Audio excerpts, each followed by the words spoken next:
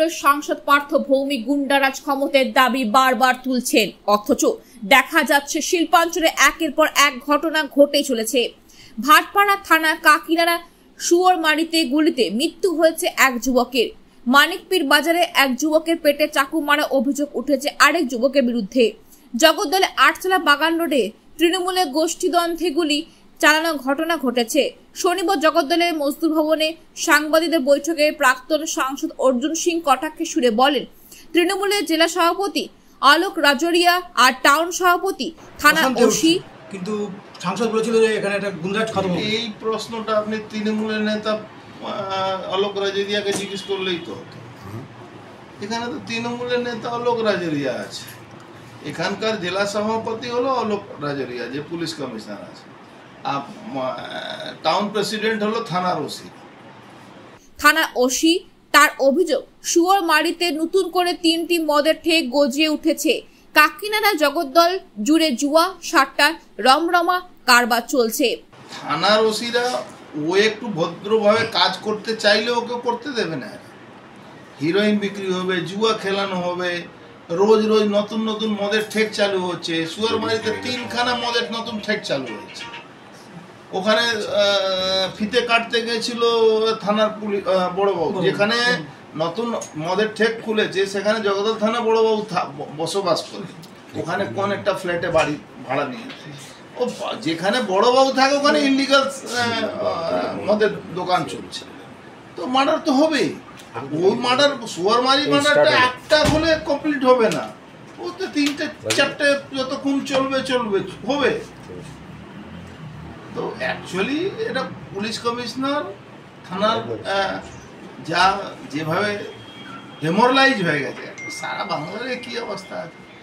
আর জিকর কাণ্ড নিয়ে তার অভিযোগ, ওখানে নেক্সাস চালাতেন অধ্যক্ষ, ওখানে পর্ন ভিডিও কারবারও চলতো। তার দাবি, বাংলায় সরকার বলে কিছু আছে কিনা তা খুঁজতে হবে। বাংলায় 34 বছর বামেরা রাজত্ব করেছে, কিন্তু ওদেরকে চলে যেতে হয়েছে।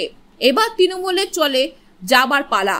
বামেদের নিশানা করে তিনি বলেন, লোকসভা নির্বাচনে সিপিএম ভোট কাটায় 14টি আসনে বিজেপিকে হারতে হয়েছে। এখানে প্রিন্সিপাল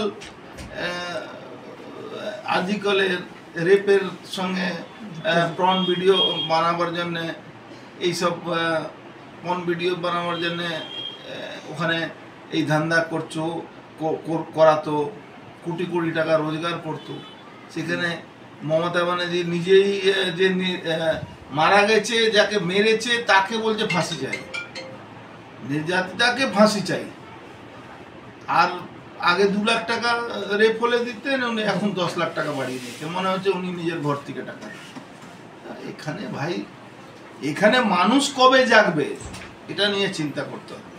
মহিলারা কবে এই 1000 টাকার উপরে ভরসা না করে নিজের সন্তানের জীবন রক্ষা করার জন্য কবে লড়বে? মহিলারা এই 1000 টাকা ললিপপ দেখে ভোট দিয়ে মমতা ব্যানার্জিকে ওই চশমা দিয়ে দেখলে তাহলে বাংলার এই সরকার বলে কিছু আছে খুঁজতে হবে, সরকার আছে কিনা খুঁজতে হবে। এটা একটা বড় প্রশ্ন আছে, তোমরাও খুঁজো, আমরাও খুঁজছি, সরকার আছে কিনা। গুপ্তবাগানে স্বয়ং কাউন্সিলর মারধর করছে। গুপ্তবাগানে কাউন্সিলর কে? গুপ্তবাগানে কাউন্সিলর হোক বা এখানকার এমএলএ জগদ্দলের হোক বা এমপি হোক, এরা তো 1000 টাকার ভোট নিয়ে আর পুলিশের দখল করা ভোট নিয়ে জিতেছে। এরা মানুষের ভোট জিতেছে না। সময়ে দেখুন 34 বছর সিপিএমও ছিল, অত্যাচার শেষ হয়েছে, এদেরও অত্যাচার আছে। মাঝখানে তো একটা সিপিএম দল আছে, ওই এই ঘটনার উপরে মাতাবরি করার চেষ্টা করেছিল, কিন্তু পাবলিক এবার ঢুকতে দেয়নি। আবার লাস্টে করবে, তৃণমূল থেকে পয়সা নিয়ে নো ভোট টু বিজেপি করবে। আর 14টা সিট সিপিএম হারিয়েছে, বিজেপিকে 14টা সিট নিজের মানুষকে বোকা বানিয়ে ভোট নিয়ে নো ভোট টু বিজেপি করে 14টা লোকসভা সিট হারিয়েছে। নির্বাচনে গুন্ডারাজ সমাপ্ত নিয়ে কথা উঠেছিল, কিন্তু এখনো গুন্ডা হাতে পিস্তল নিয়ে ঘুরছে। যে লোকটাই কথা বলেছে সেই লোকটা কথার কোনো দাম আছে? মানুষ একটু টের পাবে আস্তে আস্তে। দেখুন সে কোথায়, তো খুঁজে পাচ্ছিল, সে কোথায় মাল তুলছে, যে আগে করতো সেটাই এখনো করছে। মাল তুলছে, ও তো তোমার এখানে দেখার জন্য ওখানে পার্টি এমপি হয়েছে না, মাল তোলার জন্য এমপি হয়েছে, মাল তুলছে। সুগারমারিতে যাকে গুলি লাগলো বা যা গুলি করেছে দুজনেই তৃণমূল কংগ্রেসের লোক, কিন্তু সোমনাথ শ্যাম বলছেন যে এখনো অর্জুন সিং সাথে থাকার লোক কিছু আমাদের তৃণমূলে চলে এসেছে, তাকে আমরা দেখে নেব।